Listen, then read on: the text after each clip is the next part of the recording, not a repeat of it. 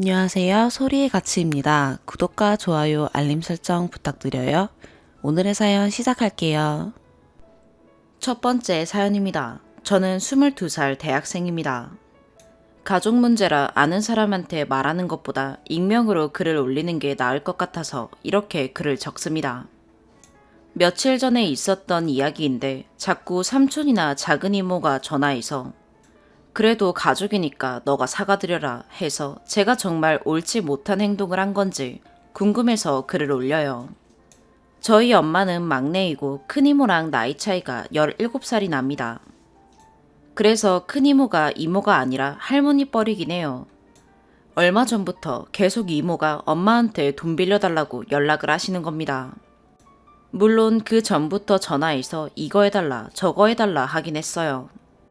이모 성격이 자기가 남에게 패 끼치는 건 괜찮지만 남이 자기한테 패를 끼치면 아주 득달같이 달려드는 성격입니다. 사건을 하나 이야기하자면 저희 엄마가 사업을 하시는데요. 백수인 자기 아들 취업 안 시켜준다고 열흘 동안 전화해서 저희 엄마를 달달 볶았어요. 하루에 전화를 20통 넘게 해요. 사무실로도 전화해서 직원들을 달달 볶아요. 그래서 결국 저희 엄마가 너무 짜증이 나서 그래 이래라 하고 자리를 하나 주셨는데 한 달도 못 버티고 그만뒀어요. 그랬더니 또 전화해서 우리 아들을 얼마나 힘들게 했으면 그만두냐 완전 난리였습니다. 그리고 이모가 갑자기 저희 엄마 건물에 와서 시키지도 않은 청소를 하시는 겁니다. 그리고는 돈을 주라고 해서 결국 엄마가 이모 건물 청소하는 걸로 한 달에 150만 원 정도 드리고 있어요. 솔직히 청소할 것도 별로 없는데 자기 밥 사 먹어야 하니까 밥값도 주래요. 또 코로나 이전엔 가족끼리 해외여행을 자주 갔는데 니들끼리만 가냐 어쩌냐 하고 계속 들들 볶아서 저희 집에서 경비 부담해서 가족끼리만 패키지로 중국으로 여행을 갔는데 진짜 창피했어요. 가이드 아저씨 말을 막 끊고 반말 찍찍하고 제대로 안 따라와서 길 잃어버리고 가이드 아저씨랑 저랑 찾으러 다니고 근데 미안하다는 말 하나도 안 해요. 며칠 전 할머니 집에 갔는데 이모가 그 이야기 듣고 할머니 집으로 온 겁니다. 돈 안 해준다고 저희 엄마한테 싸가지가 없느니 뭐니 하고 욕을 하시는 겁니다. 저도 그동안 옆에서 본 것도 있고 들은 것도 있기에 못 참고 한마디 했어요. 저희 엄마는 항상 그냥 놔둬라 그래도 가족 아니냐 하시는데 저는 솔직히 이해 못했거든요. 그래서 저도 이모한테 언니가 돼서 도와주지는 못할 망정 뭐 하시는 거냐고 화를 냈습니다. 이모가 저한테 소리를 지르면서 때리려고 하길래 저도 눈이 돌아가서 안 참고 화냈어요. 말이 심하긴 했지만 기생충도 아니고 왜 자꾸 우리 집 재산에 눈독 들이고 하시냐. 건물 청소도 왜 마음대로 해서 우리 집 돈 빼먹냐 하고 화를 냈습니다. 물론 잘못을 했지만 저희 엄마한테 평소에 하는 폭언 그리고 저한테 했던 폭언들이 생각나서 참을 수 없었어요. 이숙도 옆에 있는데 똑같은 사람이라 그런지 가만히 있더라고요. 제가 유학 갈 준비를 하고 있는데 여자애가 뭐 하려고 유학 가냐고 저 유학 보낼 돈으로 자기나 도와주래요. 그리고 165에 53kg인데 살이 쪘네 마네합니다. 너무 살찌지도 마르지도 않았어요. 피부가 좋네 안 좋네 인신공격도 장난 아니에요. 심지어 예전에 제 남자친구 사진을 동네 사람들이랑 돌려보면서 얼굴 평가도 했어요. 짜증나서 엄마 데리고 할머니 집에서 나오는데 따라 나와서 동네가 떠내려가게 소리를 지르면서 미친년이네 뭐네 난리를 쳤습니다. 할머니한테 죄송하지만 앞으로 할머니 집 안 올 거라고 할머니가 우리 집에 오셔서 맛있는 것도 먹고 하자라고 했어요. 그날 저녁에 큰이모 자식들이 저한테 전화해서 개 난동을 부렸습니다. 자기 엄마한테 뭐라 했다고 싸가지 없다고요. 제가 큰이모가 평소에 우리 엄마한테 하는 건 뭐냐고 하니까 그거랑은 별개의 문제래요. 자기 엄마가 잘못한 건 쏙 빼고 제가 잘못했다고 폐륜이네 뭐네 하면서 쌍욕을 했어요. 자매끼리 도우면서 살아야지 넌 외동이라 싸가지도 없고 이기적인 년이랍니다. 여기에 적을 수도 없을 만큼 저한테 진짜 별의 별말을 다 했어요. 너무 화가 나요. 엄마한테 앞으로 큰이모 자식들 도와줄 생각도 하지 말고 큰이모랑 연도 끊으라고 했더니 엄마가 펑펑 우시는 거예요. 진짜 너무 화가 났어요. 엄마가 아빠한테 말하면 아빠가 화나서 다 때려부실 수도 있으니까 비밀로 하라는데 비밀로 해야 하나요? 엄마는 할머니가 연세가 많으셔서 혈압 올라서 쓰러질까봐 걱정하세요. 자기 걱정은 안 하고 말이죠. 제가 정말 형제 자매가 없이 자라서 싸가지가 없나요? 이런 상황에서 제가 이렇게 하면 안 되나요? 그럼 앞으로도 이모가 저희 엄마한테 뭐라고 하고 저희 집에 기생하는 거 눈으로 보고만 있어야 하나요? 추가. 조언해 주셔서 감사합니다. 엄마가 이모를 계속 도왔던 이유는 예전에 엄마 사업이 잠깐 힘들 때 이숙의 누나가 돈을 빌려주셔서 위기를 극복하셔서 고마움에 그랬다고 하셨어요. 아빠한테는 이야기했고 일단 전화는 다 차단한 상태라 추가적으로 엄마한테 전화는 안 오네요. 아빠가 이모한테 전화해서 사무실로 전화하면 업무방해랑 지금까지 돈 빌려간 거 조목조목 따져서 다 물게 할 거라고 이야기해둔 상황이세요. 아빠가 발령이 다른 지역으로 나셔서 주말 부부세요. 일단 엄마가 너무 힘들어 하시니까 당분간 아빠 있는 곳으로 호텔 잡아서 가서 좀 쉬라고 했어요. 아빠가 사택 살고 계셔서 함께 살기는 좀 그래서요. 엄마가 가스라이팅 당한 건 맞는 것 같아요. 왜냐면 항상 이모가 너 잘 된 건 자기 때문이라고 했거든요. 그리고 항상 이모가 저한테도 엄마 안 닮아서 독하다고 그랬어요. 사촌들이 저한테 뭐라 한 건 아빠가 전화해서 네 태도가 더 문제라고 한 번만 더 건드리면 끝까지 간다 라고 말하셨어요. 이모가 저희 집 덕을 본 만큼 저희 아빠가 그 집에 불법적인 일이나 약점 잡을 만한 걸 알고 계신다고 하셨어요. 졸렬하지만 그 집에서 더럽게 나오면 아빠도 눈에는 눈, 이에는 이 하신다고 하셨어요. 엄마 말로는 이모가 어릴 때부터 엄마를 좋아하지는 않으셨대요. 엄마는 늦둥이로 태어나서 할머니가 대학교까지 보내셨는데 이모는 일찍 시집가서 애 낳고 살림했다고. 그래서 엄마를 시기하고 질투했고 엄마의 성공에 자신의 희생이 있었다고 생각하신대요. 요약하자면 일단은 아빠에게 알렸고 아빠가 한 번은 참지만 한 번 더 저와 엄마를 무시했을 경우에 가족이고 뭐고 다 필요 없다고 하셨어요. 엄마도 더 이상의 지원 안 하겠다고 했고요. 부모님이랑 같이 유학 가는 건 비자 문제 때문에 힘들 것 같아요. 조언해 주셔서 감사합니다. 두 번째 사연입니다. 너무 많은 내용들이 있어서 최대한 간략하게 써볼게요. 첫 번째, 알코올 중독. 정말 말을 안 하면 하루도 빠짐없이 마십니다. 임신 사실을 알아도 마셨었어요. 어차피 임태기 안 해봤으면 몰라서 마셨을 거라면서요. 현재도 애가 둘인데 술을 거의 매일 마십니다. 그냥 술을 좋아하는 거면 제가 이해해 보려고 했는데 술만 마시면 적게 먹든 많이 먹든 취합니다. 그릇을 엎는다거나 비틀거리다가 엉덩방아를 찢는다거나 과자나 라면을 먹다 바닥에 죄다 흘려놓는다던가 합니다. 두 번째, 과대망상 의심병.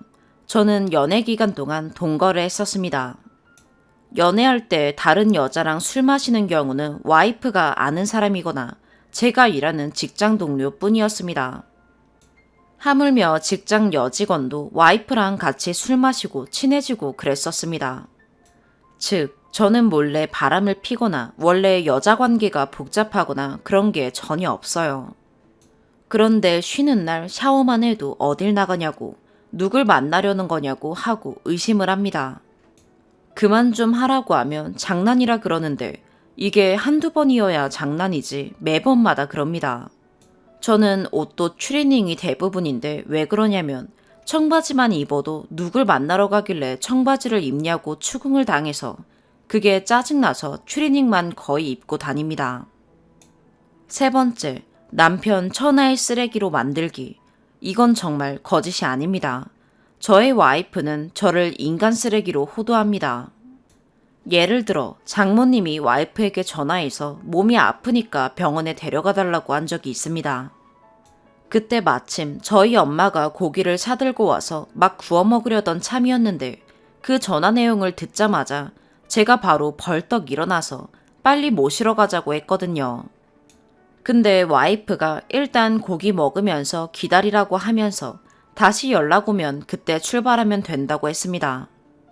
근데 며칠 뒤에 처형과 처제가 있는 자리에서 같이 술을 마시는데 우리 엄마가 아프다고 병원에 데려다 달라는데 지 엄마랑 고기를 먹고 있어 라고 떠들더군요. 그리고 얼마 전에 저희 엄마 생신이었는데 요즘 생활이 너무 빠듯해서 아무것도 하지 말고 그냥 전화 인사만 드리자고 했더니 아무리 그래도 시어머니 생신이신데 여보가 애들 데리고 가서 같이 식사라도 하고 와 라고 해서 그럴 필요 없다 라고 여러 번 말했으나 계속 그렇게 하라고 해서 식사를 했습니다. 그리고 나중에 장모님 생신이 돌아왔는데 내가 일단 전화부터 하겠다니까 와이프가 전화하지 말랍니다. 왜 그러냐니까 일단 어떻게 할지 계획을 정하고 말해줄 테니 전화하지 말랍니다. 그래도 제가 전화를 하는 게 맞긴 한데 안 했습니다. 왜냐면 이전에도 말 안 듣고 전화했다가 전화기 낚아채서 끊었던 적이 있었거든요. 아무튼 말해주면 전화해야지 라고 생각하고 있었는데 말을 안 해주길래 저도 까먹고 그냥 넘어가 버렸습니다. 그러더니 며칠 있다가 말다툼을 하는데 갑자기 오빠, 우리 엄마 생신 때 뭐 했어? 전화라도 했어? 지 엄마 생일 땐 가서 고기 사드리더니 우리 엄마는 무시하냐? 이랬습니다. 정말 너무 억울해서 피가 거꾸로 솟는 느낌이었습니다. 이 비슷한 상황이 한두 번이 아니에요. 네 번째, 동문서답, 내로남불. 1번에서 말했듯이 거의 싸움의 시작은 술 때문입니다. 싸움의 90% 이상이 와이프가 술 먹고 일으키는 크고 작은 트러블 때문입니다. 술 좀 자제하라고 하면 마치 내가 와이프를 힘들게 해서 자기가 어쩔 수 없이 술을 마셔야 한다는 듯이 말합니다. 그러다가 분리하면 제가 게임을 한다고 뭐라고 합니다. 저도 여러 취미 생활을 하고 싶어 하고 사람들이랑 어울리기를 좋아하는데 와이프가 워낙 의심이 심하고 하지 말라는 게 많아서 그냥 싸우는 게 피곤하다 보니 술도 끊고 사람도 끊고 담배도 끊고 거의 집에만 있습니다. 고작 하는 게 집에서 컴퓨터 게임 하는 건데 그걸 자기가 술 먹는 거랑 동일시 하더라고요. 그래서 내가 게임을 아예 끊겠으니 술을 마시지 말라니까 그건 말이 안 된답니다. 어찌됐든 술을 일주일에 한두 번만 먹던가 하라고 또 술 얘기를 꺼내면 오빠는 우리 엄마 무시하잖아 라며 3번에 얼토당치도 않은 뒤집어 씌우기를 시전합니다. 저는 이제껏 바람도 핀 적 없고 인간관계도 다 끊겼습니다. 제 마누라 때문에 저를 손절한 친구도 있습니다. 하물며 이전 직장에서도 소문이 남편 잡아먹는 여자로 나 있습니다. 제가 퍼뜨렸다기보다 예를 들어 회식 날이면 회식 시작한 지 3시간도 안 돼서 집에 빨리 오라고 10분 단위로 전화를 하는 그런 여러 모습들 때문에 주변에서 치를 떱니다. 제 친구며 저희 어머니와 제 여동생도 처음엔 저의 일방적인 부풀린 이야기라 생각했지만 얼마 전부터 진실을 보고 그냥 손을 놓았습니다. 이 정도면 이혼을 하는 게 맞는 거 아니냐지만 이혼하자고 수십 번 말해도 그것도 안 해준답니다. 이혼 소송이라도 걸고 싶은데 정신이 정상이 아니니까 그 정도까지 가면 어떤 사고를 칠지 몰라 무서워서 못하는 겁니다. 와이프네 둘째 친언니도 여지껏 그런 걸 모르다가 얼마 전에 진상을 파악하고서 진짜 이혼하면 극단적인 시도를 할지도 모르니 좀 견뎌달라고 부탁할 정도입니다. 제가 작년 디스크 수술을 해서 일을 쉬게 되었다가 코로나 때문에 지금까지도 쉬고 있어요. 생활은 점점 빠듯하고 모아둔 돈도 거의 다 까먹고 애 둘은 계속 커가는데 월세 내기도 벅찹니다. 그런데 마누라 고집 때문에 직장도 제 마음대로 결정할 수가 없고 맞벌이 해도 전세로 옮기려면 한참 걸릴 것 같은데 시어머니한테 애들 맡기고 일하고 싶지는 않다고 합니다. 그냥 복합적으로 뭘 어떻게 할 수가 없게끔 만드는 사람이에요. 그런데 무슨 얘기만 꺼내면 그래서 다 내 탓이라고 하면서 제가 다 문제인 양. 또 사실을 왜곡하고 과대망상을 합니다. 진짜 어떻게 해야 할까요? 세 번째 사연입니다. 1년 넘게 사귀고 결혼 준비하다 50일 앞두고 깨졌습니다. 여자는 30대 초중반으로 수도권 4년제를 나와 대기업 비서 출신의 서무 행정 담당을 합니다. 남자는 30대 후반으로 스카이대 금융권 해외 자산 운용 담당하고 있습니다. 부모님은 4주택 보유자라 원래는 부모님께서 가지고 계신 아파트, 작년 5월 당시 시가 9.5억에서 10억 되는 아파트를 증여받으려고 하였으나 저희 부모님께서는 이 과정에서 발생하는 증여세 3.5억 내외로 아파트 증여 시 시가 기준 과세이며 증여세율이 높은 이유는 2019년 다른 자산을 일부 증여받은 부분이 있었기 때문에 절반인 1억 7천만 원 내외를 여자 쪽에서 부담하기를 희망하셨습니다. 물론 증여세는 50대 50 공동명의를 전제로 한 것으로 증여세는 수증자 부담이 원칙이기 때문에 타인의 증여세를 대신 내줄 경우 증여세가 2번 과세되는 부분이라 결혼 생활을 시작하면서 안정적으로 살기를 원치 않는 부모는 없기 때문입니다. 그러나 이 과정에서 증여세 문제와 함께 여자 쪽에서 해당 아파트의 인테리어 비용인 5천만 원 이외에는 부담하기 어렵다는 말이 나와서 제가 중간에서 없던 일로 하고 접어버렸습니다. 차마 부모님께 제가 결혼하고자 할 여자 쪽 이야기를 전하지는 못했습니다. 그럴 경우 부모님 입장에서 어떤 얘기가 나올지는 뻔하니까요. 이후 저는 종종 부모님의 회사에 대한 경영 승계나 자산의 증여 등에 대해 이야기가 가끔 나올 때마다 부모님의 재산 증여나 추후의 상속에는 관심을 갖지 않고 알아서 살아가겠다고 했으나 이와 같은 상황에도 불구하고 여자는 받을 수 있으면 최대한 받는 게 정상이며 굳이 받는 걸 마다할 필요는 없다고 이야기했습니다. 아파트 증여 관련 부분이 중단된 이후 저는 서울 근교인 분당, 과천까지 3개월에 걸쳐서 알아보았고 과천에 있는 아파트의 반전세를 보증금 4억에 월 100만 원으로 확정하여 계약하였습니다.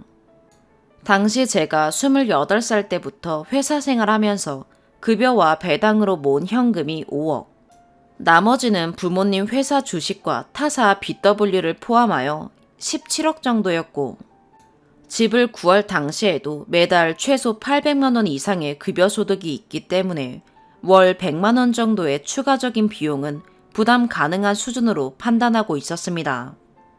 물론 전세자금 대출을 받을 경우 올해 초 집을 구할 시기에는 8억 정도면 해당 평수의 전세를 구할 수 있었으나 대출 없이 집을 구하려다 보니 어쩔 수 없었습니다. 하지만 대출을 받는 것에 대해 여자가 반대했습니다. 사실 대출이자가 더 싸긴 하지만 한 달에 30만 원 정도의 차이는 정말 무차별한 수준이라 판단했기 때문이었습니다. 이후 예물 예단은 어찌할 것인지 이야기가 나와서 저희 부모님께서는 신혼집 분담이 예물 예단 얘기의 시작이 아닐까라고 하시면서 여자 쪽에서 보증금 20% 정도인 8천만 원을 부담해주면 좋겠다고 말씀하셨습니다.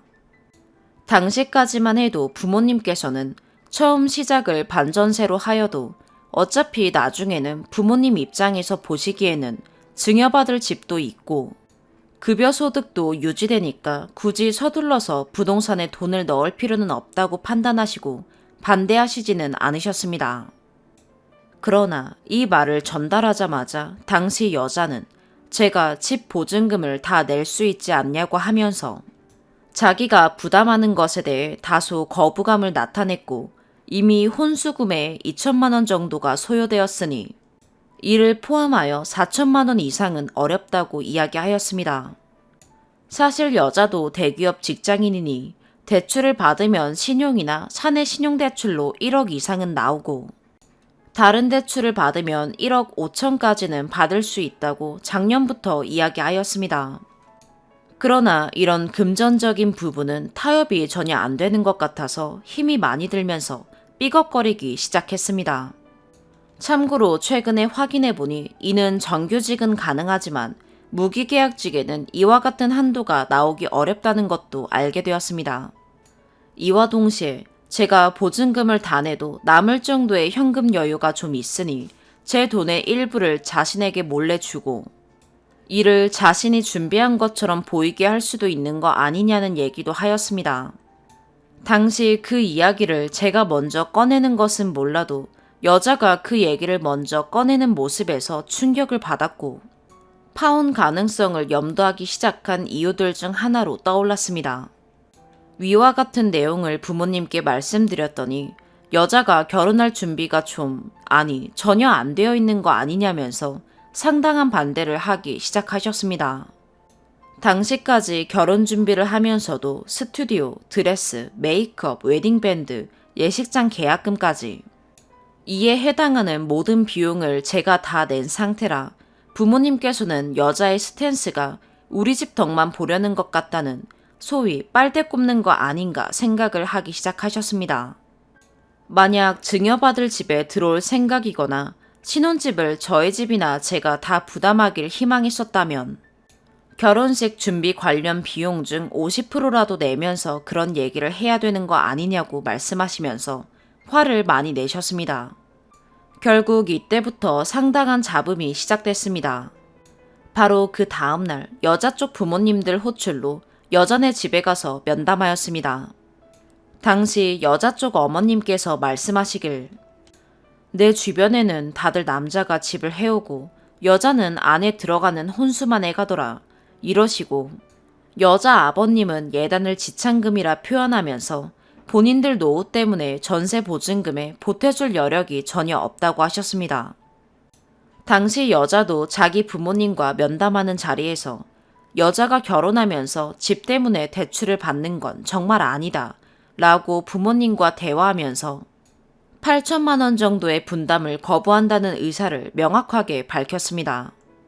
면담 이후 제 반응이 너무 냉랭해 보였는지 여자네 집에서 나온 후 여자가 자기가 어떻게든 8천만 원 정도 해보겠다는 의사를 밝혔으나 사실 돈은 저희 집이나 제가 다 할 수는 있으나 저런 개념을 가진 집안과는 결혼할 수 없다는 확신이 완벽하게 들어버린 상황이었습니다.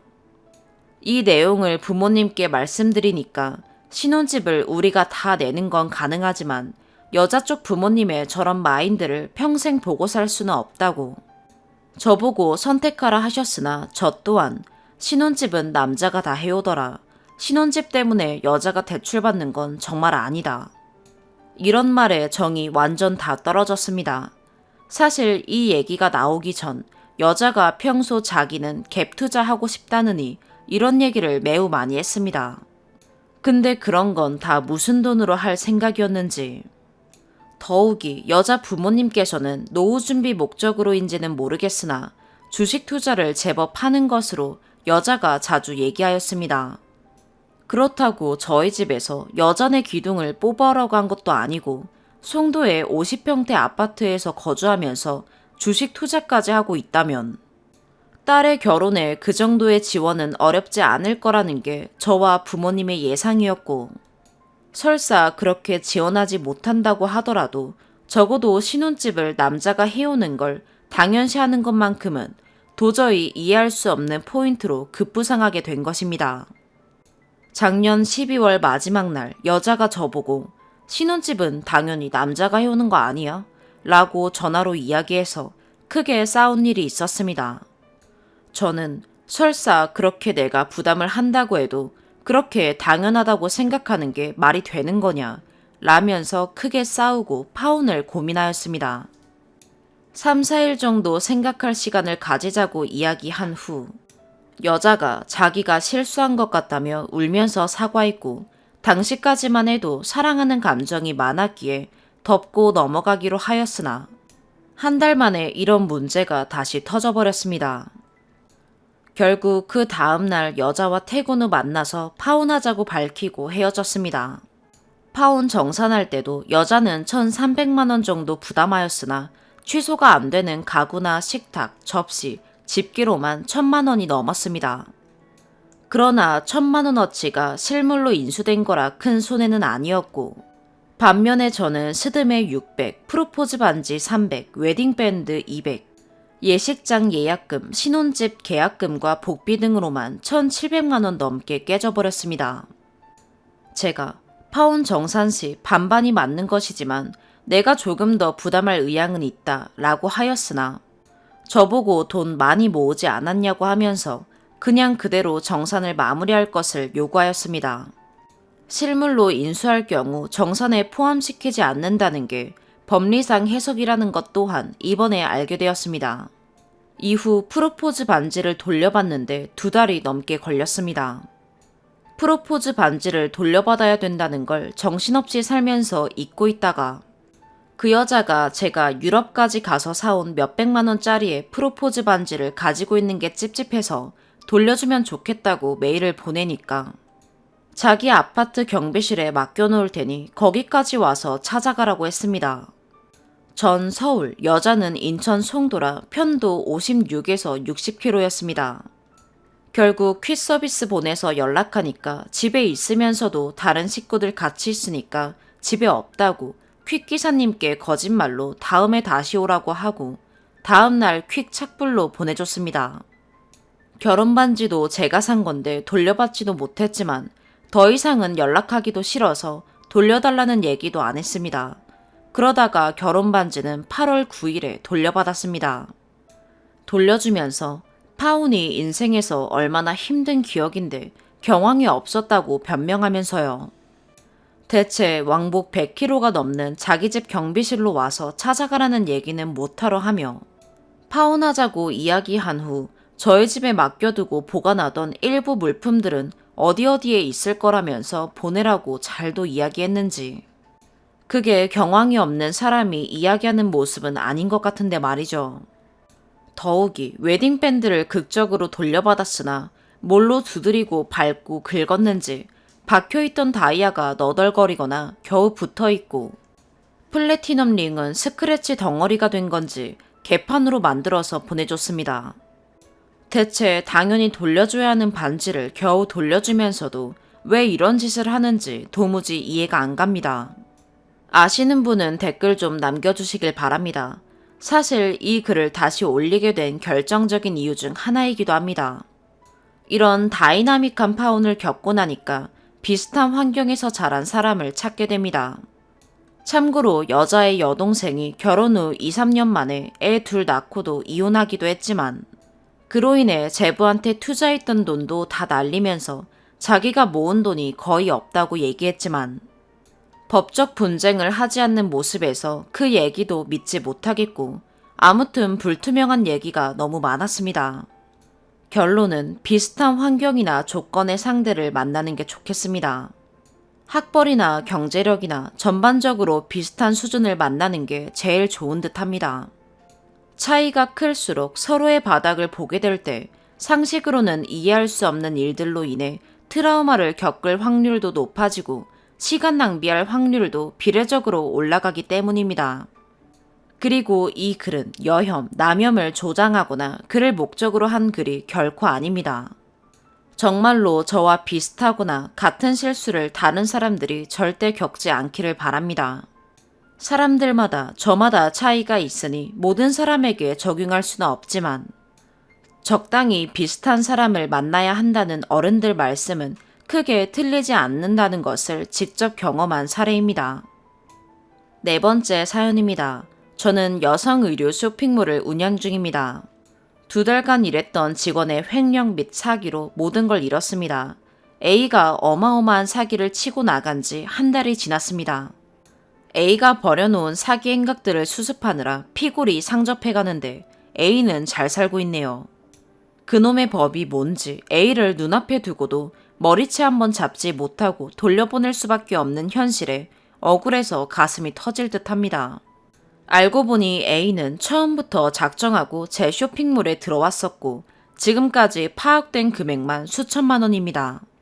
지난 7월 5일 저는 A의 사기 및 횡령에 대한 사실을 알게 되었습니다. 사무실에 출근한 A에게 모든 사실을 인정하느냐고 물었지만 대답은 회피한 채 무조건 갚겠다고만 하여 경찰에 신고 접수를 하였습니다.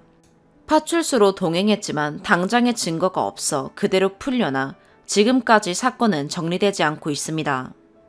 첫 번째, A는 업무용 톡방에 동대문 도매시장 거래처 입금 계좌를 차명 계좌로 알려주었으며 매입 내역 엑셀까지도 조작 후 금액까지 부풀려 알려주었습니다.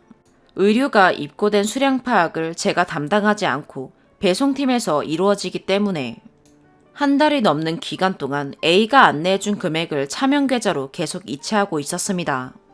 매출이 점차 올라감에도 계속해서 운영비가 부족한 상황, A가 의심이 되는 여러 행동들로 인해 의심하기 시작하였고 결국 7월 5일 사기라는 걸 알게 되었습니다. 신고를 위해 A의 이력서 및 신분증 복사본 등 자료를 찾았으나 A는 이미 저의 책상을 뒤져 폐기하였습니다. 확인된 피해 금액도 수천이지만 어디서 어떻게 빼간 건지 모르겠는 금액도 있으며 고객분들의 환불이나 교환권으로 조작하기도 하였습니다. 신고 당일 집에서 쓴다며 가져갔던 업무용 컴퓨터 회수 요청을 하였고 어떤 남자분이 배송해 주었습니다.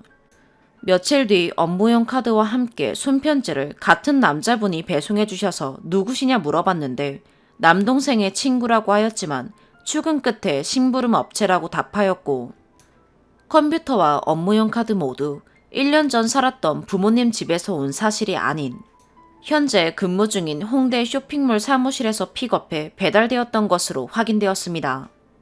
배달 직원에게 물품 픽업 위치, 남동생 친구라는 등 거짓말을 시켜 대본을 써서 주었던 메시지 기록까지도 확인하였습니다.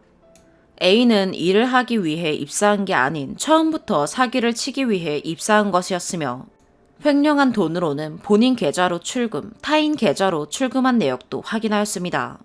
며칠 동안 잠겨있는 컴퓨터 비번을 수차례 A에게 물어봤지만 틀린 비번을 알려주길래 결국 다른 방법으로 암호 해제하여 확인해봤더니 전체 기록 및 쿠키 삭제 등 아주 깨끗하게 컴퓨터가 모든 게 삭제되어 있었습니다. 그러나 최근 기록에 현재 일하는 쇼핑몰 엑셀 파일을 작업했던 기록이 남아 있었습니다. A의 단독 범행이 아니라는 게 의심되어 짐에 또 다른 증거를 찾아야 하고 시간은 흐르고 하루하루가 괴롭습니다. 이때까지는 저 혼자만의 피해가 있는 줄 알았습니다. 두 번째, 이 사건 후 일주일 정도 지나 A의 옷을 현재 A가 근무하는 쇼핑몰 사무실로 택배로 보내려다 주머니에서 저희 배송 직원 중 청각장애인 언니의 카드가 나와 혹시 언니에게도 사기를 쳤는지 여부를 확인하였습니다. 편의상 B언니로 하겠습니다. B언니 역시 피해 금액 2천만 원의 사실이 밝혀져 저희 사무실 내 피해자가 더 있음을 알게 되어 사건이 더욱 커졌습니다. B언니의 카드로 구매한 물품들은 전부 현재 일하고 있는 쇼핑몰 사무실에 디스플레이 되어 있습니다. A를 뽑을 때 청각장애인 언니가 있으니 혹여나 무시하거나 하지 않고 함께 잘 도와줄 분을 찾는다고 공지도 했었습니다. 그런데 A가 이 점을 노리고 들어온 것 같습니다. 자기 친척도 청각장애인이 있다면서 수화를 배우고 싶다고 알려달라고 하여 일하는 곳이기 때문에 싫다고 거절했음에도 B언니만 졸졸 따라다녔다고 합니다. 그렇게 B언니에게 다가가기 시작한 뒤 자신의 아빠가 암투병 중인데 수술비가 필요하다고 거짓말을 했습니다. 심부름 어플을 통해 병원인 척 B언니에게 수술비 결제가 안 되어지고 있어 결제를 부탁한다고 역할 대행을 통해 사칭 문자를 보내기도 하는 등 교묘한 수법으로 언니의 카드를 병원비로 결제한다며 빌렸고 현금까지 빌렸습니다.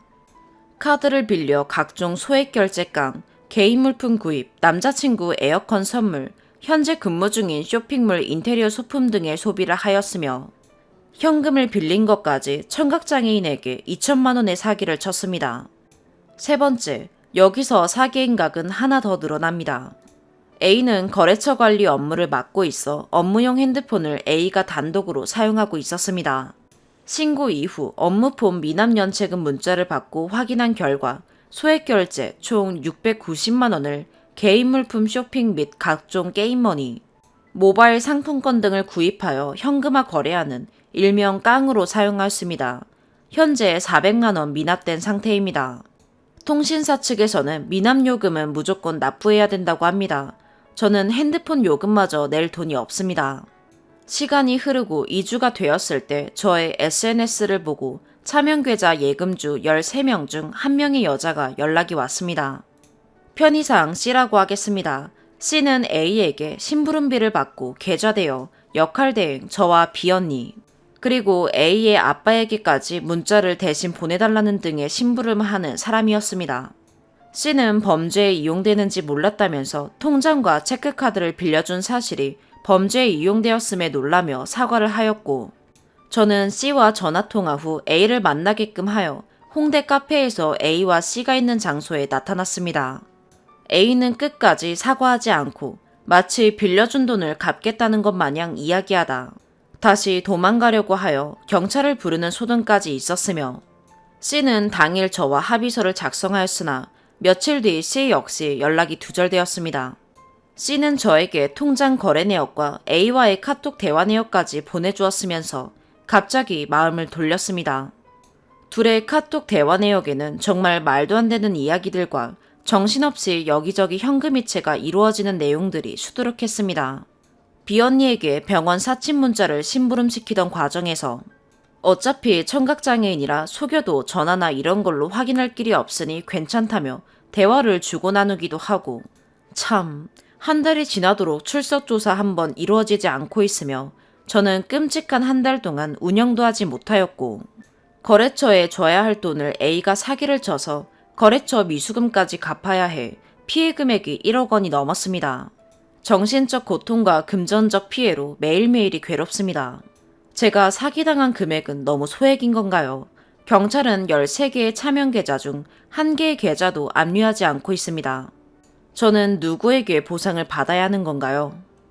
추가, 7월 28일 저희 집에서 계속해서 사라졌던 명품 가방 3개. A가 훔쳐 중고 명품샵에 판매된 사실을 확인하였습니다. 절도죄까지 추가되었습니다. 장애인은 다른 사람에게 마음의 문을 쉽게 열지 않는다고 하던데 A는 B언니를 도대체 어떻게 구슬렸는지.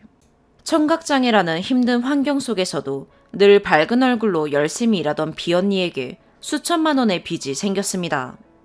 단 1원도 변제받지 못한 채 A가 마음대로 결제하고 다닌 카드 빚을 갚느라 고통 속에 살고 있는 B언니는 되려 저에게 미안하다며 괴로워하고, 마시지도 않던 술까지 마시고 연락두절에 극단적인 시도를 하는 사건이 발생하였고, A에게 그 소식을 알려 와달라는 요청에도 불구하고 사과조차 하지 않고 나타나지 않았습니다. A의 부모님 집에 B언니와 함께 찾아갔습니다. A의 말로는 올해 2월 부고장까지 보내며 분명 이 세상에 없다던 남동생이 살아있었습니다.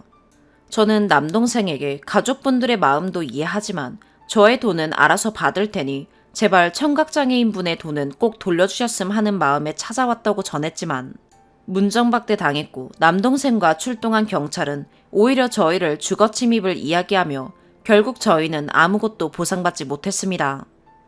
A가 놀고 먹고 각종 깡으로 쓰인 돈을 B언니가 갚아야 한다는 현실이 말이 안 됩니다.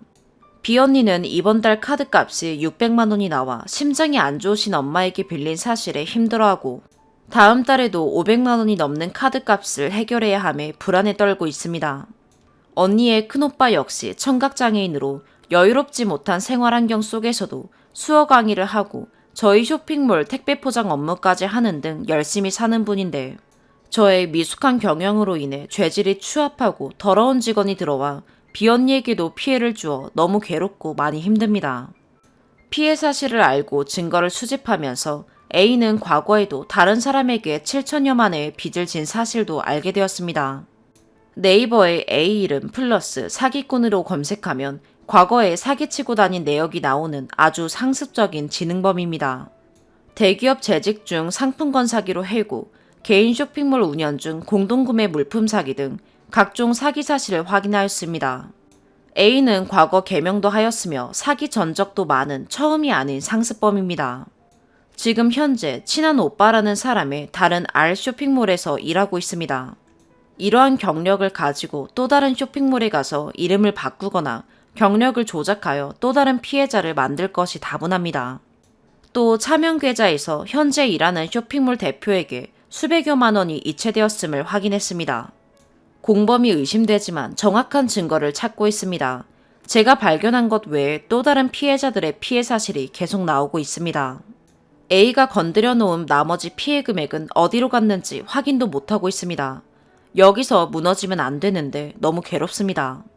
악을 써도 분이 안 풀리고 약을 먹어도 잠이 안 오고 증거를 제가 찾아 경찰에 제출해야 하는 모든 상황에 더 이상의 운영이 어려워 쇼핑몰 운영을 중단하였습니다. 사기 금액 외 운영 중단으로 인해 거지가 되었습니다. 누군가에게는 작은 금액일 수 있지만 저에게는 정말 큰 금액입니다. 한 명의 직원이 결국 회사를 망하게 하고 다른 곳에서 떳떳하게 일하고 있음에 울분을 감출 수가 없습니다.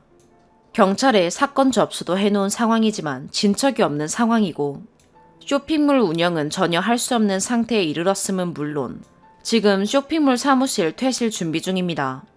또 당장 살던 집도 빼주고 나가야 될 판인데 어떻게 해야 이 사기꾼을 하루빨리 처벌을 받게 할 수 있을까요? 꼭 범인을 잡아주셨으면 하는 바람입니다. 오늘의 사연 여기까지입니다. 구독과 좋아요, 알림 설정 부탁드려요. 시청해주셔서 감사합니다.